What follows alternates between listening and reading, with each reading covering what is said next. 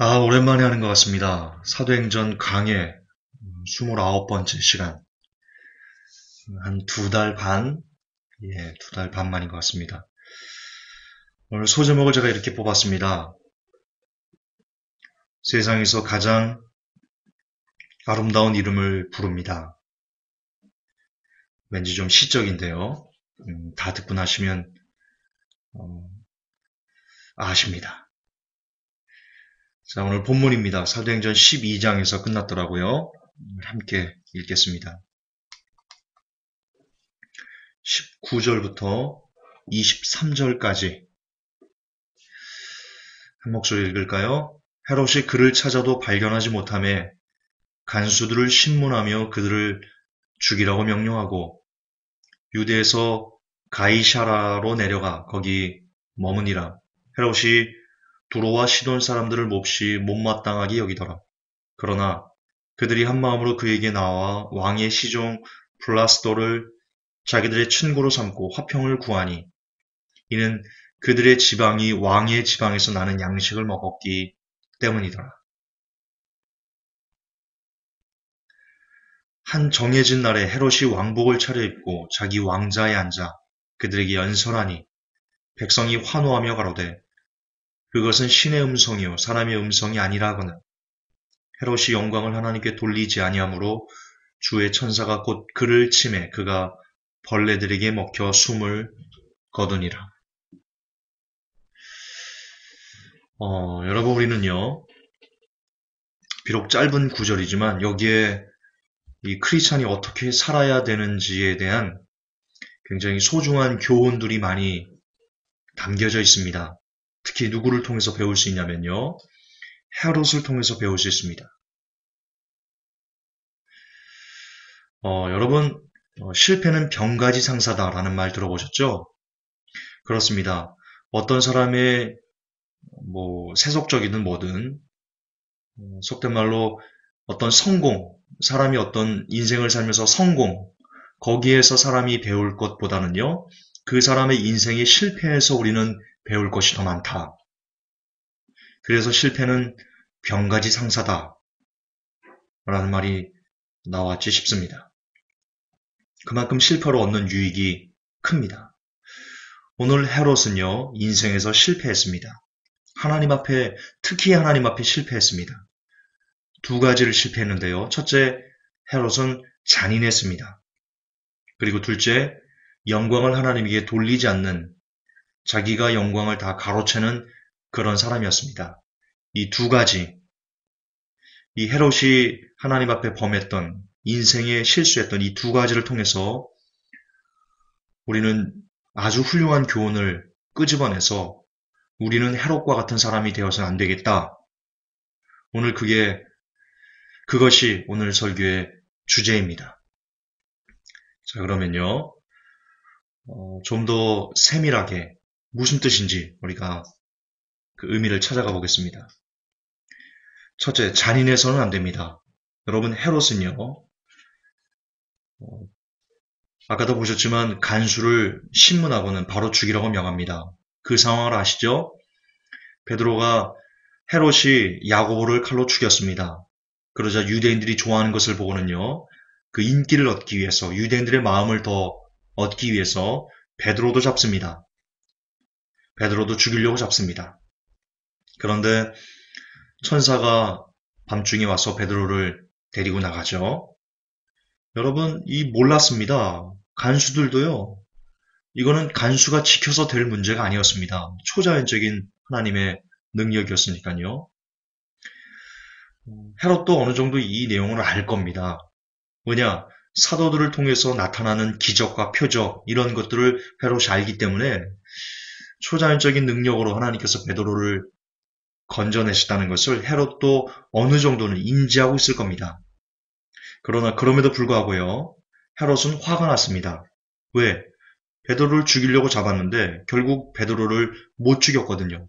거기에서 화가 난 겁니다. 그리고는요. 화풀이를 누구한테 합니까? 간수들에게 해버립니다. 여러분 이것은 간수를 신문하고는요. 옥에 넣는 것까지는 어느 정도 이해할 수 있는 부분이 있겠다 싶습니다. 그러나요. 헤롯은요. 너무나 쉽게 간수들을 신문하고는요, 바로 죽이라고 명합니다. 여러분, 그 간수에게 딸려진 노모가 있을지도 모르고요, 자녀들이 있을지도 모르고요, 아내가 있을지도 모르고요, 그 간수만 바라보고 사는 딸린 유가족들이 제법 있을 겁니다. 헤롯은요, 그딴 것을 상관하지 않습니다. 너무나 쉽게 사람을 죽입니다. 왜요? 헤롯이 왜 이런 실수를, 왜 이런 죄를 범했어요? 헤롯은요, 사람을, 특히 자기보다 낮게 있는 사람들을요, 정말 바라보지 않는, 정말 대수롭게 여기지 않는, 헤롯은 지금 사람을 자기보다 밑에 있는, 자기가 부리는 그 사람을요, 죄송하지만 헤롯은요, 발가락의 때만큼도 여기지 않았던 겁니다. 너무나 쉽게 그냥 죽여버리잖아요. 너무나 쉽게. 우리는 이런 헤롯이 실패한 인생에서 교훈을 얻어야 한다고 제가 말씀드렸죠. 그냥 헤롯이 참 나쁘네 라고 넘어가서는 안 됩니다. 안 됩니다. 회복될 성도 여러분. 왠지 아십니까? 뭐냐면 헤롯의 모습이요. 경중은 조금 다르지만 바로 우리의 모습이기 때문입니다. 저와 여러분의 모습이기도 하기 때문입니다. 헤롯이 간수들을 죽인 그 핵심은요, 자기가 간수들보다 위에 있다는 그런 권위주의에 휩싸였기 때문에 내 밑에 있으니까, 헤롯이 내 밑에 있으니까, 아니, 그 간수들이 내 밑에 있으니까 저들 죽이든 살든지 내 마음대로 할 수 있어. 라는 사람을 차별하고 사람을 구분하는 계급을 나누는 거기서 여러분 헤롯은 실패했습니다. 그리고 거듭 반복하지만 헤롯이 그렇게 실패한 그 모습이 오늘날 우리들에게서도 똑같이 투영되고 있습니다. 물론 경중은 다릅니다. 우리는 우리보다 낮은 사람이라고 해서 그를 함부로 죽일 수는 없죠. 그런 경중은 다르지만 하지만 기본적인 마인드, 나보다 낮게 있는 사람들, 그 사람들을 우리도 모르게 깔보는 마음이 저와 여러분에게 없나요? 정말 없어요? 이 시간 오른손을, 왼손잡이들은 왼손을 심장에 한번 대보세요.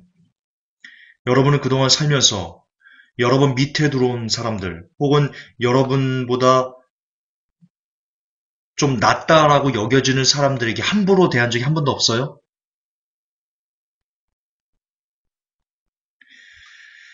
우리는 최근 경비 아저씨 사건을 봅니다. 저희 아버지가 강리기 장사를 하시다가 돌아가시기 전에는 경비 일을 하셨는데, 저는 경비 아저씨 사건을 보면서 잠깐 아버지 생각이 났습니다. 혹 우리 아버지도 저렇게 주민들에게 저런 취급을 당하진 않으셨었나? 잠깐 그 생각을 해봤습니다. 아버지에 대한 기억이 별로 없기 때문에 아실 겁니다, 여러분. 경비 아저씨 이런답니다. 유통기한 지난 거 있으면 그렇게 말한답니다. 집안에서 유통기한 지났어. 엄마, 이거 유통기한 지났네? 그러면 엄마가 그런답니다. 그래? 그럼 그 경비 아저씨 갖다 주면 되지. 초등학생 아이가 아파트 한 몇 층인지 모르겠는데 거기서 아저씨! 부르더랍니다. 그러더니요, 빵을 던져주더랍니다. 무슨 동물원의 원숭이입니까? 경비 아저씨들이 무슨 동물원의 원숭이입니까? 참 버르장머리 없는 아이죠. 혹 제 아들이었으면 반 죽었습니다. 제 성격에 가만 안 둡니다.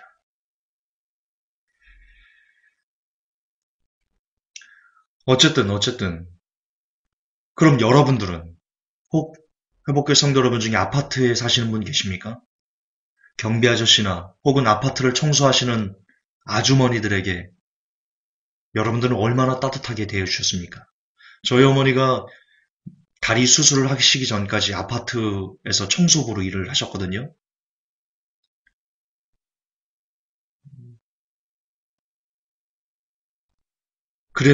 그래서요.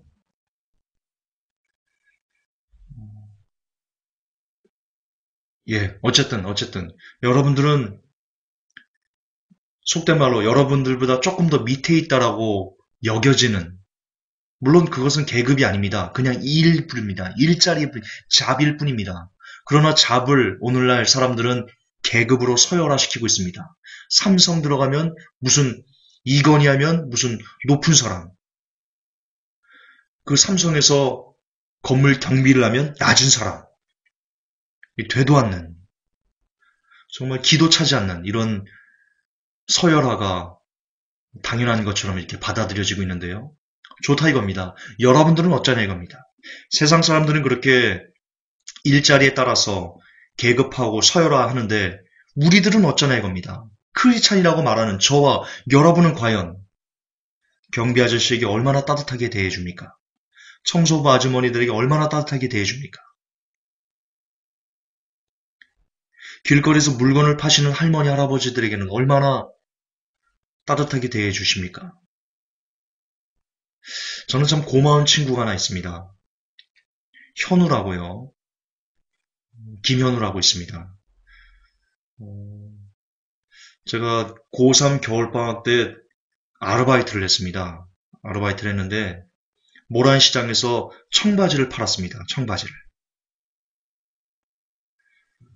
우리 교회에 있는 그 형하고 같이 이렇게 했는데요. 그 형이 새벽 시장에서 물건을 떼다가 그 형은 매장이 있어요. 근데 매장에서 하도 그게 안 팔려가지고 제가 그걸 싸들고 모란시장에서 자판을 펴가지고 자 골라 자 아주머니 10원짜리 뭐 이런 걸 했었는데요. 그때 경찰이 왔어요. 신고가 들어와가지고 거기서 불법이었거든요. 근데 마침 김현우라고 제 친구가 의경이었습니다. 걔가 일찍 갔습니다. 고등학교 졸업 아마 제가 고3 때가 아닌가 보다. 졸업하고인가 보다. 제가 졸업하고 그거 조금 하다가 바로 군대를 저도 갔는데요. 어쨌든 걔가 제일 일찍 갔습니다. 우리 중에서는. 근데 의경이 된 겁니다. 걔가 의경이 돼가지고 왔는데요. 보통 다 이렇게 오면 다 치우라고 그러고 막 좀 잔인하게 대해요. 근데 친구라고 저보고 이렇게 빨리 수습해서 가라. 음, 그게 참 저는 아직도 고맙습니다. 이런 겁니다. 정말 속된 말로 얼마 되지도 않은 권력이지만, 얼마 되지도 않은 힘이지만, 그것을 자기보다 못한 사람이라고, 자기가 마음껏 할 수 있는 누구라고 해서 그것을 권력을 휘두르지 않고, 은혜를 베풀 때, 자비를 베풀 때, 크리스찬은 진짜 크리스찬다워질 수 있다는 것입니다.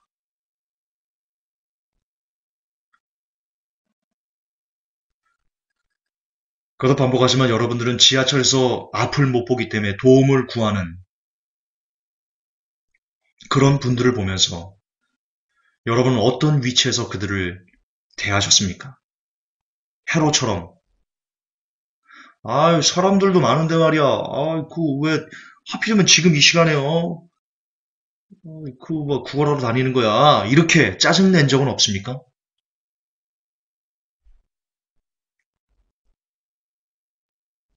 크리스찬이라고 하면서 길거리에서 물건을 파시는 할머니에게 왜 통행 불편하게 왜 여기서 하고 있어? 라고 하진 않았습니까?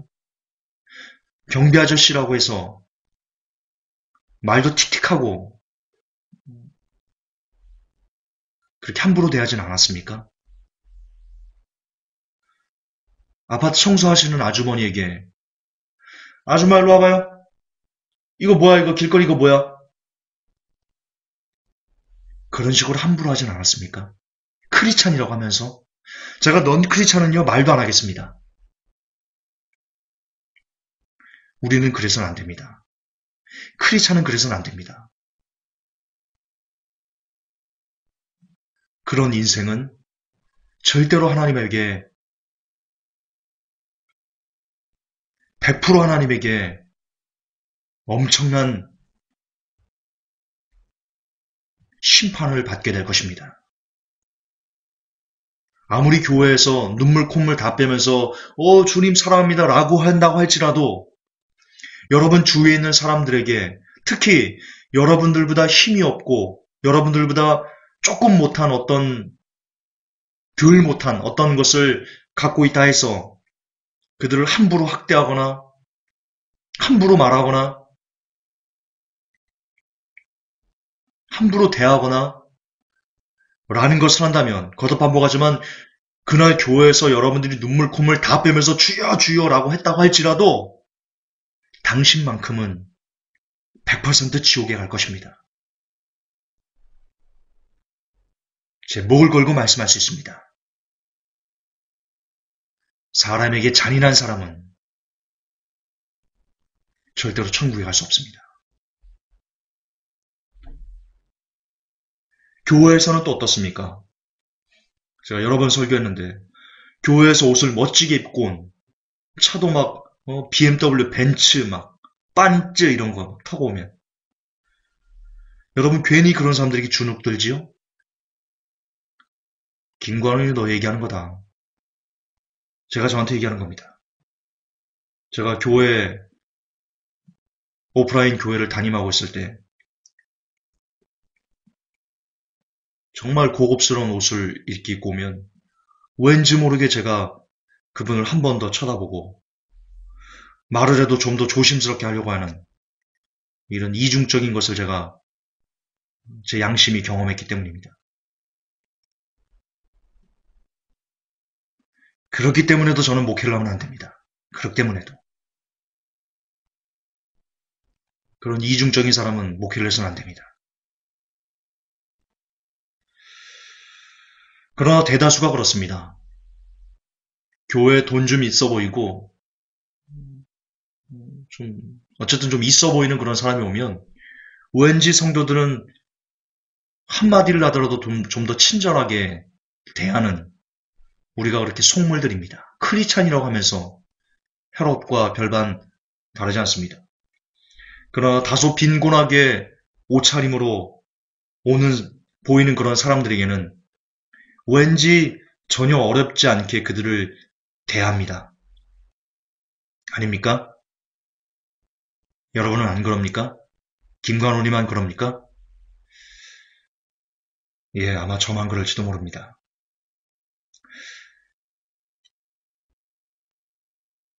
어쨌든 이것이 저와 여러분의 감춰진 그런 썩은 마음일 겁니다. 그러나 그런 마음은 정확하게 헤롯의 역겨운 마음과 동일합니다. 약자를 귀히 여기지 않는 사람은 절대로 하나님의 나라에 갈 수 없습니다. 이거는 가족 간에도 마찬가지일 겁니다. 특히 연로하신 부모님들, 함부로 대하는 크리스찬들이 있습니다. 그리고 자녀들, 함부로 자녀의 뺨을 때리는 제가 우리 회복교회에서 자녀의 뺨을 때리는 성도를 본 적이 있습니다. 혹 이 설교를 듣는다면 회개하시기 바랍니다. 당신은 천국에 못 갑니다. 당신은 크리스찬이 아닙니다.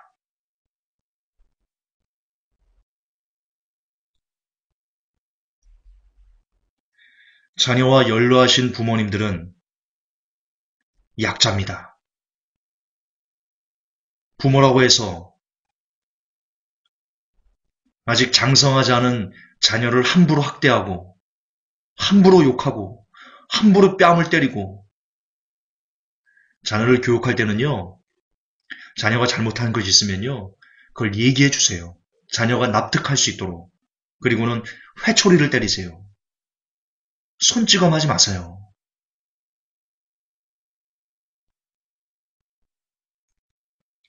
그리고 젊어서 우리를 그렇게 피땀 흘리면서 키워주신 부모님, 이제 연로하셔서 힘이 빠지셨다고 함부로 대하는 크리스찬. 당신만큼은 천국에 갈 수 없습니다. 크리스찬은 어떤 존재하냐면요. 강자에게는 강하고 약자에게는 더 약해야만 하는 이름이 바로 크리스찬입니다. 기억하십시오. 다시 강조해 봅시다. 크리스찬은 뭐예요? 강자에게는 강하고 약자에게는 한없이 약한 존재가 되어줘야 되는 그런 존재가 바로 크리스찬입니다. 그러나 오늘날의 크리스찬들은 너무나 정반대의 삶을 사는 것만 같습니다. 강자에게는 한없이 약하고 약자에게는 한없이 강한 존재. 그게 오늘날 현대 크리스찬들의 씁쓸한 현실이지 않을까. 우리는 반성해야 됩니다. 두 번째입니다. 두 번째.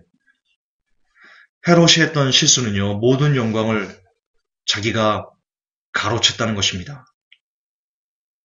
이 헤롯의 실수를 통해서 우리는요, 반대의 삶을 살아야 됩니다. 모든 영광을 하나님께만 돌리는 그런 인생을 살아야 됩니다.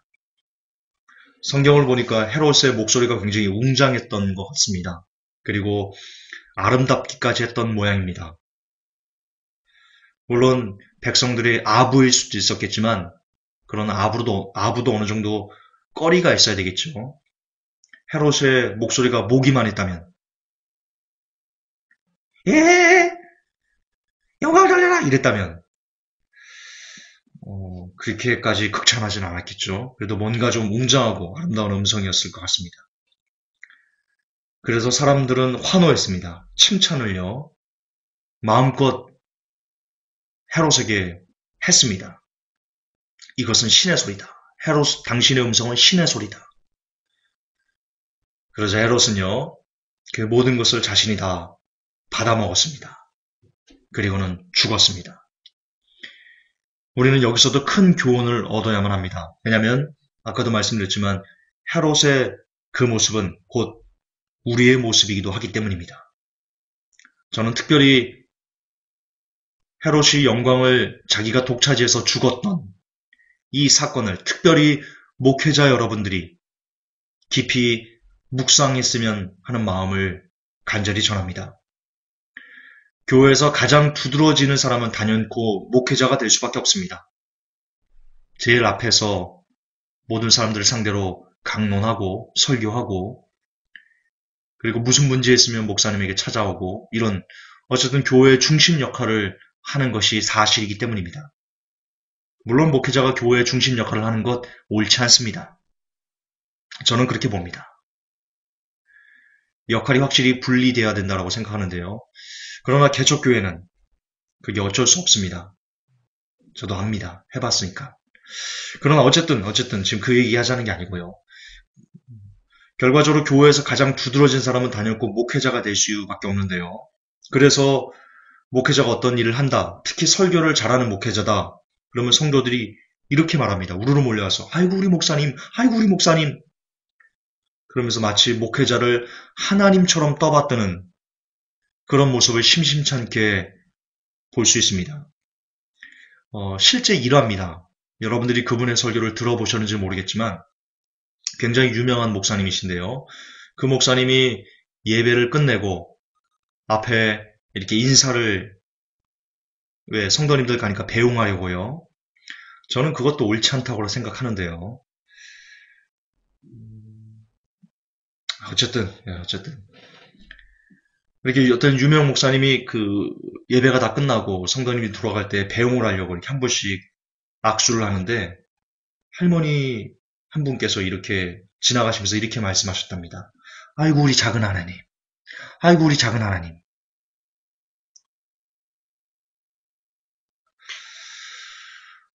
저는요 이분이 그것을 크게 문제시 않고 넘어갔거든요.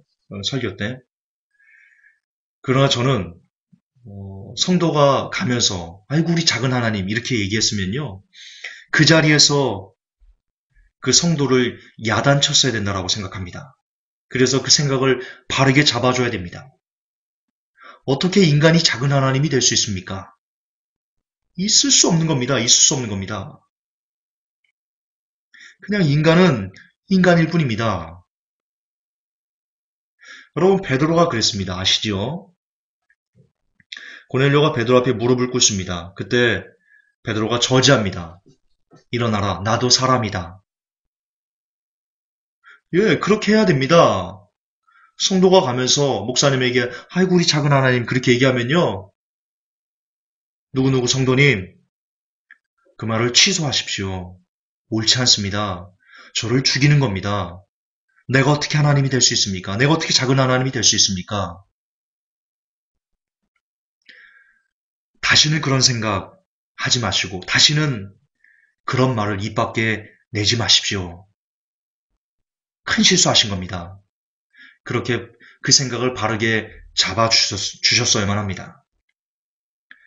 사람은 아무리 훌륭한 설교를 하고 아무리 다른 사람에게 큰 영감을 주는 어떤 대단한 일을 했다고 할지라도 사람은 기본적인 분수와 그리고 한계를 정확하게 인식하고 살아야 됩니다. 제가 실례를 좀 들어드리겠습니다. 제 방에 최근에 블라인드를 냈습니다. 블라인드를. 근데 블라인드를 하다 보니까 틈이 벌어졌어요. 틈이. 그 틈을 통해서 이 스크린에, 이 컴퓨터 스크린에 그 햇볕이 강하게 비쳐서 조금 힘들었습니다. 그런데 그게요, 시간이 조금 지나면요, 이 정중앙을 비치던, 오전에는 정중앙을 비치던 그 햇빛이 12시가 좀 넘으면요, 이 스크린을 벗겨가 있습니다. 비껴가 있어요. 아, 제가 그걸 보면서요, 뭘 느꼈냐면요, 아하, 그렇지, 지구가 지금 돌고 있지. 아, 태양이 돌고 있지. 이 지구의 자전 속도가 여러분 얼마인 줄 아세요? 초당 제가 잘 몰라요. 그 물리학 이런 건 제가 아주 젬병이에요. 그러나 예전 지구과학을 공부하던 그 생각을 떠올려 보면요. 초당 적어도 300km 이상으로 지구가 돌고 있습니다. 초당. 여러분 야구할 때요. 야구에서 사람이 딱 공을 던져요. 160km만 넘어가도요. 공을 못 쳐요. 안 보여서. 프로들 아니고는요. 못 쳐요. 못 쳐요. 근데 이 지구는요. 초당 300km가 넘는 엄청난 속도로요. 막 돌고 있어요. 그런데 여러분 보세요. 여러분 어지러워요? 지금 설교 듣는 회복교회 성도 여러분 어지러우세요? 막 어지러워가지고 막 오바이트 나와요? 설교 못 듣겠어 이래요? 아니죠? 왜요? 지금 지구가 엄청난 속도로 초당 엄청난 속도로 빠르게 돌고 있는데 우리는 아무렇지도 않게 살아요. 이게 누구의 힘이에요? 누구의 능력이에요? 하나님의 능력이에요. 하나님께서 붙들고 계시기 때문이에요. 성경에요. 해와 달과 별을 하나님께서 붙드신다라는 구절이 나와요.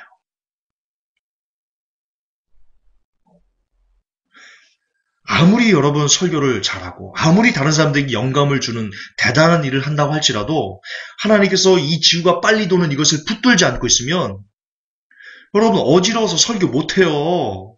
설교는 무슨 설교예요. 계속 오바이트만 할 판인데 사람이 죽어버려요 그냥. 엄청난 속도로 돌매도 불구하고 하나님께서 인간이 가장 쾌적하게 살 수 있도록 만들어주고 있기 때문에 우리가 지금 살고 있는 거예요. 그렇기 때문에 제가 설교하고 있는 거고 그렇기 때문에 여러분들이 설교를 듣고 계시는 거예요.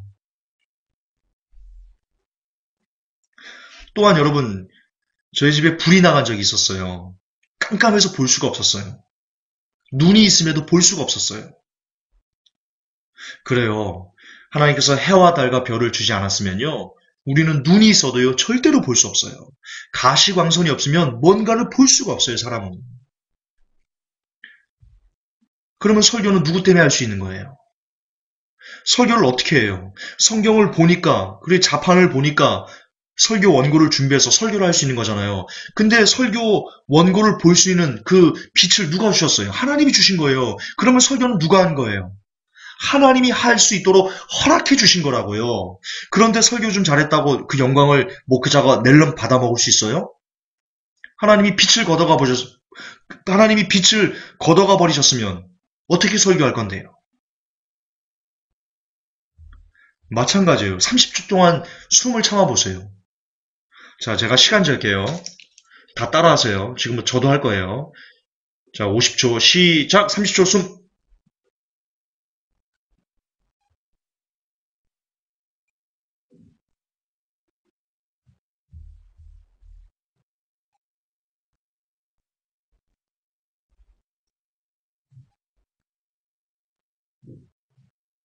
못 참겠어요.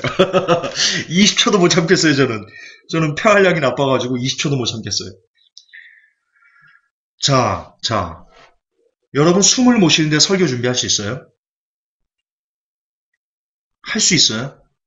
숨을 못 쉬는데 다른 사람들의 영감을 주는 어떤 그림을 그리거나 시를 쓰거나 노래를 하거나 기타 어떤 사람에게 어떤 뭔가를 영향력을 미칠 수 있는 어떤 일을 할 수 있어요? 숨을 못 쉬는데? 우리가 지금 어떻게 숨 쉬는 거예요? 누구 때문에 숨 쉬는 거예요? 하나님이 산소를 이 지구에 주셨기 때문에 하나님이 사람이 숨 쉴 수 있는 공간과 환경을 만들어 주셨기 때문에 우리가 지금 숨 쉬는 거예요. 그러면 사람에게 영향력을 끼치는 어떤 일을 하는 삶에 있어 그게 누구 덕이에요? 그 사람이 잘나서 그러는 거예요? 하나님 때문이죠. 여러분 과일 좋아하시죠? 과일 잘 먹으세요? 잘 드세요? 우리는 너무나 쉽게 먹는 그 과일. 어떻게 그 과일이 연그러요? 햇빛이 있고 그리고 비가 있어야만 과일이 연그러요. 햇볕 누가 준 거예요? 비 누가 준 거예요? 밥은 어떻고요? 쌀밥은 어떻고요?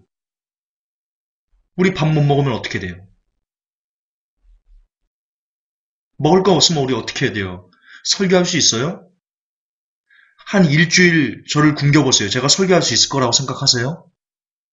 아니, 일주일은커녕 하루만 굶겨보세요. 제가 설교할 수 있을 거라고 생각하세요?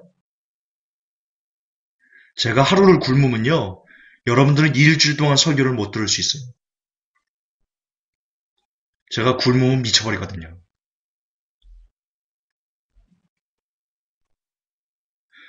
결과적으로 여러분, 사람은 말입니다. 하나님께서 살려주시지 않으면 아무것도 할 수 없는 존재들이에요. 저는 지금 칼빈주의를 얘기하는 게 아니에요. 그것과 지금 말하는 것은 같은 게 아니거든요. 이해하시죠? 무슨 뜻인지. 어쨌든 하나님께서 살려주시지 않으면 아무것도 할 수 없는 존재들인데 그런데 주께서 살려주시고 또 허락해 주신 이 삶 가운데 인간이 이룩한 자그마한 것들이 있습니다. 그것을 자기가 있다고 스스로 그 영광을 모두 다 내가 받는 것을 당연시 여겨요? 그런 배은망덕이 어딨어요? 그 얼마나 무지하고 분수를 모르며 그리고 주제를 파악하지 못하는 어리석은 행동이겠어요? 아니에요? 그러므로 세상에서 가장 어리석은 자를 꼽으라면요. 저는 이렇게 꼽고 싶어요. 목회를 열심히 한 뒤에 그 모든 영광을 자기 것으로 받아 누리는 사람이다. 그 사람이 세상에서 제일 어리석은 사람이다. 저는 그렇게 정리하고 싶어요. 그 비근한 예로 은퇴하면서 퇴직금만 수백억씩 받으신 대형교회 목회자들. 지상 최고로 어리석은 사람들입니다. 왜냐? 하나님이 반드시 그 대가를 요구하실 것이기 때문입니다.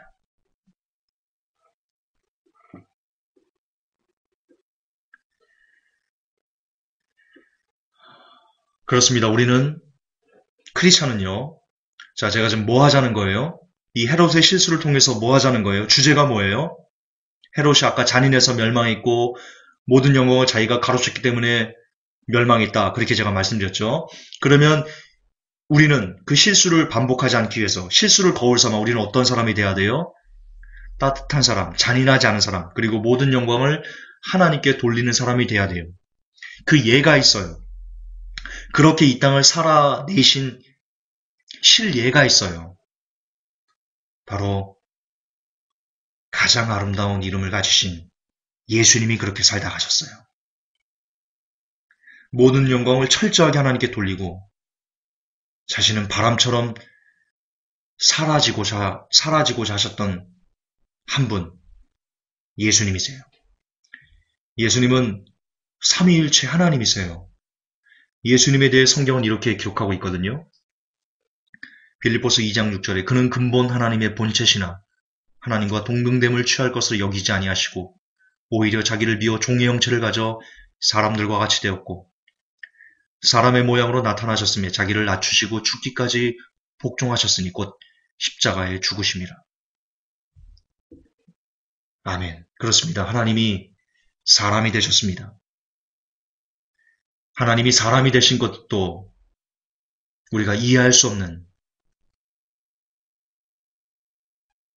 정말 이해하기가 힘든 그런 신비인데, 예수님은 나아가 사람의 모양을 입으신 것뿐만이 아니고 나아가 죽기까지 복종하시고 결국 십자가에서 한 방울의 물, 한 방울의 피까지 다 흘려버리셨습니다. 예수님은 모든 영광을 소유할 수 있으셨던 분입니다. 그러나 전부 그 모든 것을 아버지께 영광을 돌리시고 자신은 십자가를 지고 마지막 골고다를 올라가셔서 조용히 운명하시는 길을 택하셨습니다. 부활은 그 이후의 이야기입니다. 부활의 영광을 얻으시기까지 예수님께서 걸어오신 길은 철저하게 다른 사람을 귀히 여기고 낮은 사람들을 소중하게 여기고 사람들이 천박하다 버린 사람들, 세리와 창녀와 문둥병자들과 귀신 들린 사람들, 귀 먹은 사람들, 말하지 못하는 사람들, 가난한 사람들, 사람들이 죄인이라고 손가락질하는 사람들, 예수님은 그들을 품으시고 누구보다 그들을 소중히 여겨주시고 형제처럼 대해주시고 그렇게 안아주셨습니다.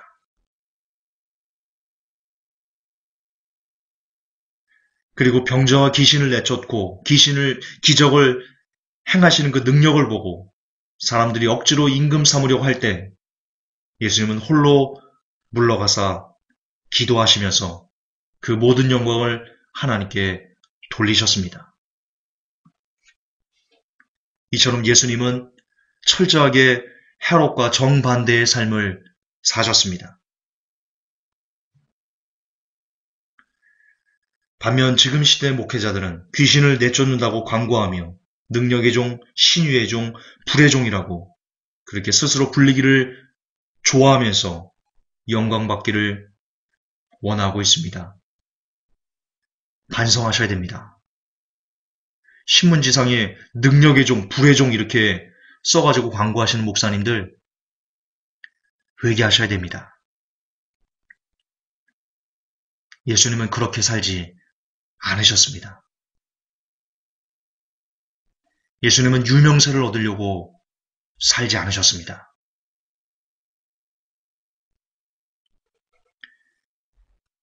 그렇습니다. 우리는 철저하게 예수님을 본받아야 됩니다. 그래서 예수님처럼 죽기까지 하나님께 복종하는 삶을 살아내야만 합니다. 그렇게 죽은 후 영광을 주고 안 주고는 하나님 손에 달린 겁니다. 그러므로 우리는 절대로 이 땅에서 영광을 얻을 생각을 해서는 안 됩니다. 성도 여러분, 여러분이 예수님의 종이고 예수님의 양이라면 이 땅에서 아무런 영광을 얻으려고 하지 않으신 우리의 주군을 본받아, 우리의 주군 되시는 예수님을 본받아 우리도 이 땅에서 어떤 영광을 얻으려고 애를 써서는 안 됩니다.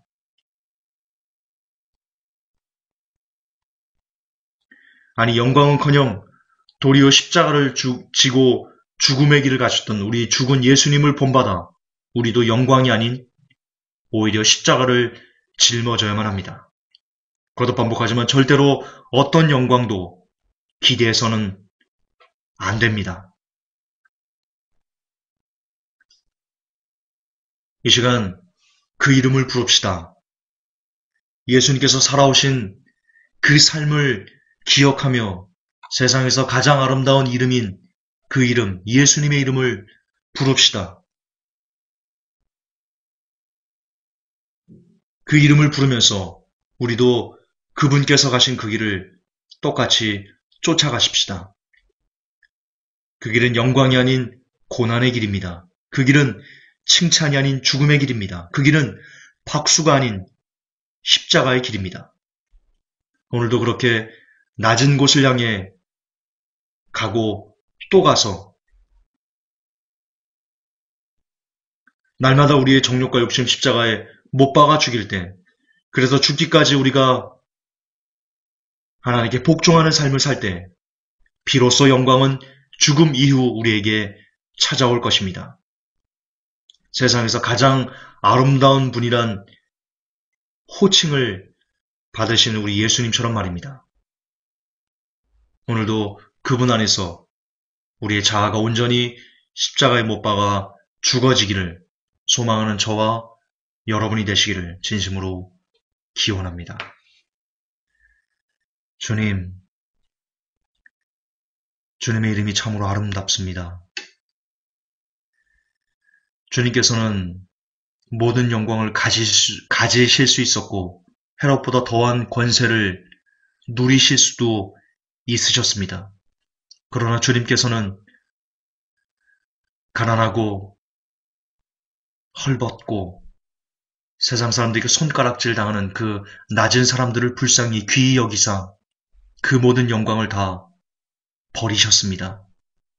그리고 우리를 살리시기 위해 결국 십자가에서 물 한 방울 피 한 방울까지 모두 다 쏟아 버려 주셨습니다. 그 은혜를 주여 잊지 않게 하옵소서. 주군께서 베푸르신 그 은혜를 우리 회복회 성도들이 영원히 잊지 않게 하시옵소서. 그래서 우리도 부디 이 땅에서 우리 주군께서 걸어가신 그 길을 쫓아서 영광이 아닌 십자가를 메고 묵묵히 예수님의 뒤를 쫓아가는 사람들 되게 하옵소서. 사람을 귀히 여기는 사람 되게 하옵시고 모든 영광을 하나님 아버지께만 돌릴 줄 아는 그런 진짜 예수님 닮은 사람들 되게 하옵소서. 우리 주 예수님의 이름으로 기도하옵나이다. 아멘. 주님 감사합니다.